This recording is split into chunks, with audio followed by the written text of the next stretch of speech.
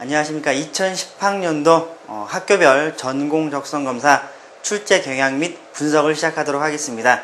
이번 시간은 한성대 편입니다. 같이 한번 보시겠습니다. 자, 한성대죠. 한성대 같은 경우에는 전년도와 달리 금년도 같은 경우는 수시 1차에서만 학생들을 선발하게 돼 있어요. 다이나믹 한성 전형과 지역 인재 전형을 통해서 각각 686명과 22명을 학생부 50, 적성검사 50으로 선발을 하고 있죠. 그리고 최저 학력 기준이 없기 때문에 전년도 경쟁률을 보셔도 굉장히 높다는 것을 알 수가 있습니다. 제가 대학교를 말씀드리겠지만 대체적으로 수능 최저 학력 기준이 없는 대학들은 경쟁률이 대체적으로 20대 1은 넘어가는 그런 경향성을 보이고 있습니다. 그리고 출제 같은 경우에는 인문하고 사회하고 시간은 동일하게 60분인데요. 인문 쪽 같은 경우에는 요 3개 단과대학, 그리고 학생들이 가장 선호하는 학과는 의생활학과가 이쪽에 포함되어 있죠. 그리고 공과대학. 해서 동일 영역으로 총 5개 영역으로 출제가 되긴 하는데 다른 점이 좀 있습니다. 언어와 수리의 문항 비율 자체가 다르다는 거죠. 인문 같은 경우에는 예상하다시피 그 언어 쪽 문항이 좀 많고요. 수리 문항이 좀 작습니다. 그 자연계 같은 경우에는 언어 문항이 좀 많고요. 그 수리 같은 경우에 문항이 좀 많죠. 자, 동일 영역이긴 한데 문항수가 좀 달라졌다는 게 작년도와 좀 차이점이 있고요. 가장 큰 차이점은 작년도까지 출제하지 않았던 기초수리라고 하죠. 우리가 수리력이라고 하는 부분이죠. 보통 적성검사에서 수리력이라는 부분은 보통 중학교 3학년 학생들이면 누구나 풀 수 있는 문제 수준 정도 됩니다.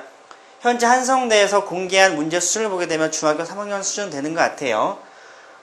하지만 학생들이 이제 간혹 착각을 하는 것이 문제 쉽네? 라고 생각할 수 있는데요. 그렇게 보시면 안 되고 난이도를 조절하는 방법이 두 가지가 있습니다. 두 가지가 첫 번째 같은 경우에는 제한된 시간에 난이도가 높은 문제를 배열해서 학생들이 어렵게 느끼도록 하는 방법이 있고요. 시간을 줄이고 난이도 있는 문제를 빼고요. 쉬운 문제들만 배열해서 난이도를 높이는 방법이 있죠. 예를 들어서 이런 겁니다. 수리 영역 1번부터 4번까지는 문제 2점짜리는 굉장히 쉽게 느껴지죠, 여러분들?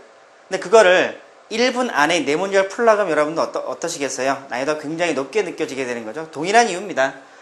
기초수리 같은 경우에는 문항 수준 자체는 낮지만 시간 자체가 작기 때문에 체감 난이도가 굉장히 높을 수 있다고 여러분들이 알아주셨으면 좋겠네요.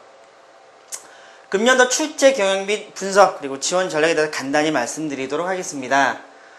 올해 같은 경우에는 모집 인원 같은 경우에는 다이나믹 한성 선발 인원이 증가가 됐어요. 413명에서 686명으로 늘었죠. 이게 아마도 작년도 같은 경우는 수시 1차, 그러니까 여러분들 이해하기 쉽게 수시 2-1과 수시 2-2에서 분할하여 모집을 하였는데 올해 같은 경우에는 수시 1차만 모집하게 됐어요. 그러다 보니까 수시 2차에 있는 2-2에 있는 모집점을 조금 앞으로 당긴 거라고 예상이 되고요.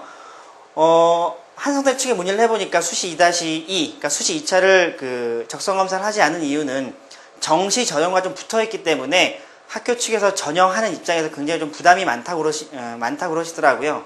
그러다 보니까 올해 여러분들이 좀 아쉽게 느낄 수도 있겠지만은 수시 2차에는 적성검사를 통한 학생 선발이 없습니다. 그 출제 경향 및 난이도를 살펴보도록 하겠는데요. 금년도부터는 이전까지 출제되지 않았던, 그러니까 이게 왜 출제가 되지 않았냐면 뭐라고 그러죠? 논술 가이드라인이라고 그러죠? 그런 논술 가이드라인을 충실히 지키려다 보니까 한성대 입장에서는 수리력을 출제하지 않았습니다.